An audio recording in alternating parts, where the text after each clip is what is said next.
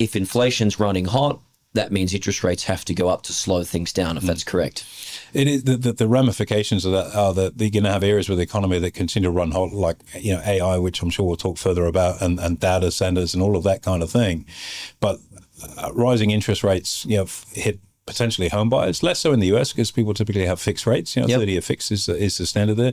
You've started to see an increase in housing approvals and housing starts in the US, which is a really important green shoot at that blue collar worker level. And as we know from our own experience here in Australia, a strong housing sector is great for the economy because it boosts literally everything: supply chains, employment, consumption, ute sales, tool sales, food sales, everything. It really spills across.